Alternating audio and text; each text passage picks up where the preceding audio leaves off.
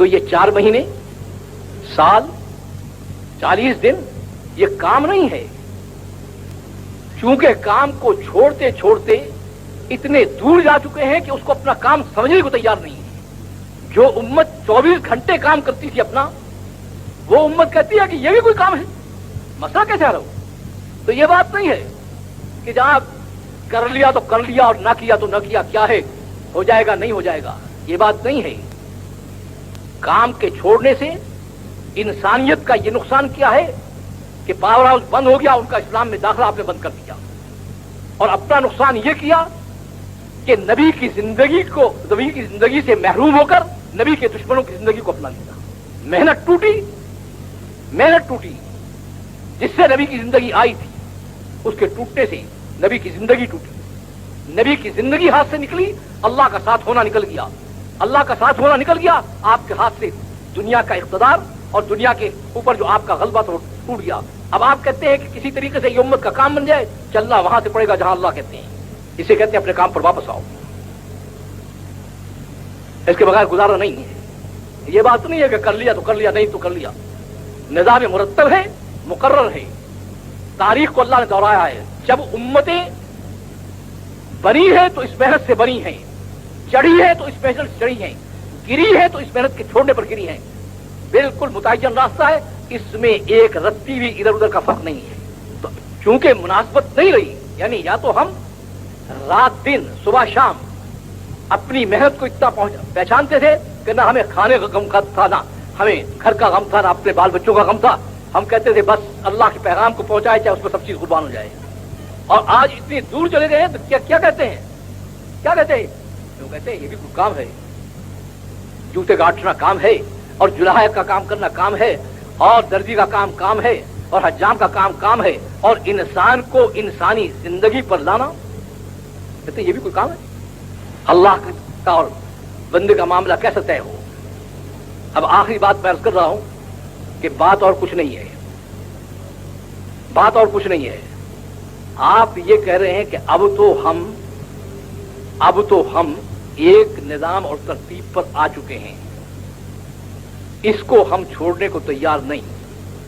جب تیرے پاس آئیں گے، اللہ نے اس کا ذکر کر دیا ہے کہ جب تیرے پاس آئیں گے تو اس وقت ہم تجھ سے یہ عرض کریں گے ربنا فرجعنا، اب آپ لوٹا دیجئے، اب بات سمجھ میں آ گئی ہے، اب ویسے کریں گے جیسے آپ کہتے ہیں۔ اب تو جو ترتیب ہم نے اختیار کر لی ہے وہ چھوڑنے کو تیار نہیں۔ اسے میں کہا کرتا ہوں کہ کیا ہے فرق؟ اتنا ہی ہے، اللہ کہتے ہیں یہاں کر لو، ہم وہاں جا کر کہیں گے کہ ہم اب کرنے کو تیار ہیں، اور وہاں سے جواب کیا ملے گا؟ وہاں سے جواب ملے گا کہ اس وقت مجھ سے بات مت کرو اور سیدھے جاؤ جہنم میں، لا تکلمون، بالکل مجھ سے ایک لفظ مت کہو، جو تم کرتوت کر کے آئے ہو اس کے بعد بولنے کا حق کیا پہنچا ہے؟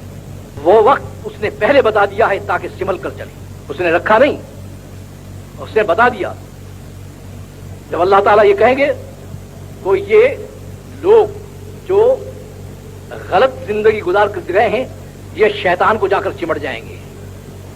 قرآن کریم میں ہے، کیا کہیں گے؟ وقال الشیطان لما قضی الامر، کہیں گے کمبخت تو بھی مرا، ہمیں بھی مروایا تو نے۔ تو شیطان کیا کہے گا؟ شیطان ایک بات انسان سے کرے گا، دوسری بات رب سے کرے گا۔ انسان سے کیا بات کرے گا؟ انسان سے بات کیا کرے گا؟ کہے گا کہ تمہارے اندر سے اللہ نے نبی بھیجے، انہوں نے تمہیں دعوت دی، تم نے ان کی سنی نہیں، میں نے دعوت دی تو میری تم نے سن لی، اور میری والی زندگی کو نافرمانی کی تم نے اختیار کر لیا، تو قصور تمہارا ہے کہ میرا ہے؟ فلا تلومونی ولوموا انفسکم، مجھے ملامت مت کرو، اپنے آپ کو ملامت کرو۔ یہ بات تو کہے گا انسان سے، اور اللہ کے جناب میں ہاتھ جوڑ کر کھڑا ہو جائے گا۔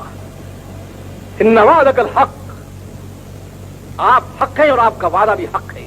آپ نے وعدہ کیا ہے کہ جو تیری طرح نافرمانی کی زندگی اختیار کرے گا اور تیری بتائی ہوئی زندگی کو نہیں اپنائے گا، تو نے یہ وعدہ کیا ہے، تیرا وعدہ حق ہے کہ وہ تیرے ساتھ جائے گا۔